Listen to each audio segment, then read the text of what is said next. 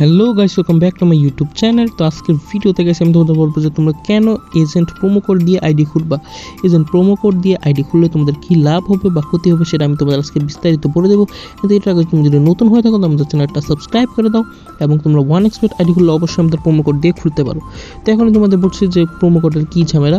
Promo code দিয়ে যদি তোমরা আইডি খুলো, কোনো এজেন্টের প্রোমো কোড দিয়ে তোমরা আইডি খোলো, তো সে যদি বোনাস দেয় তাহলে তোমরা কিন্তু তোমাদের আইডিতে বোনাস পেয়ে যাবে। সেটা তার উপর নির্ভর করে, ঠিক আছে।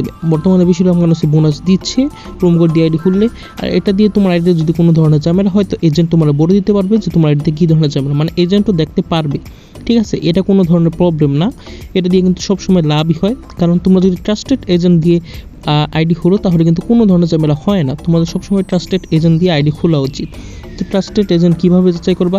প্রথম 200 300 এরকম ডিপি নিবা, ঠিক আছে। যখন তোমাদের 10 বারের বা 5 বারের মতো নিয়ে ট্রাস্ট হয়ে যাবে তখন যে তোমরা 500 1000 এরকম নিতে পারো। প্রথম কম দিয়েই শুরু করবা। আর অবশ্যই এজেন্টদের ট্রানজ্যাকশন, তাদের রিভিউ সব কিছু দেখে নেবা। তাদের গ্রুপে জয়েন হবা, সব সময় তাদের মেসেঞ্জার বা হোয়াটসঅ্যাপ গ্রুপ থেকে জয়েন হওয়ার চেষ্টা করবা।